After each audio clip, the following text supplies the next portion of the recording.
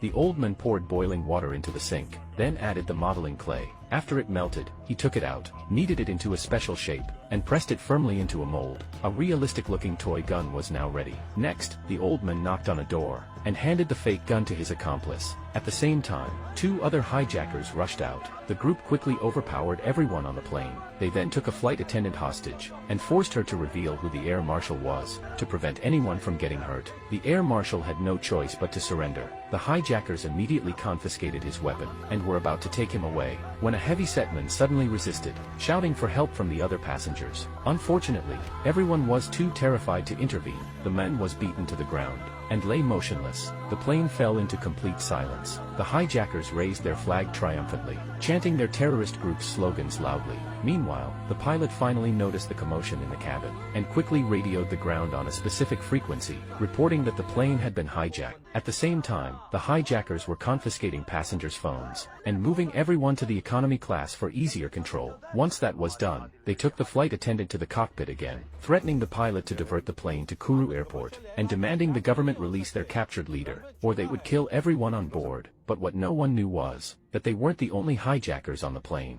A man secretly glanced at the flight attendant. They seemed to have known each other all along. Their real target was a secret shipment of diamonds worth $1 billion on the plane. These diamonds were purchased by the Interior Minister to launder black money. To ensure their safe transport, the seller had implemented multiple security measures. The safe was carried by an individual whose identity was kept secret. Opening the safe required 2 passwords, one held by the seller, the other by the minister. The SIM card in the phone had an activated tracking system. Any tampering would trigger an immediate alert. Most importantly, the diamonds were insured for a huge sum. Everything seemed foolproof, but the seller didn't expect betrayal from within. One of his own conspired with the minister's secretary, offering to split the diamonds 50-50 if the secretary handed over the minister's half of the password. Given the minister's high-profile status and the massive insurance payout, even if the diamonds were stolen, the minister wouldn't suffer any losses, and would likely avoid a high-profile investigation. Because of the phone's tracking system, Rashi had to act mid-flight, so he teamed up with the flight attendant, Nia. They didn't know who the courier was, but for security reasons, the company required the courier to abstain from eating or drinking during the trip. Ironically, this very detail became the key to identifying the courier. As Nia went around asking questions, she quickly pinpointed the target. Later, while serving meals, she accidentally spilled a tray.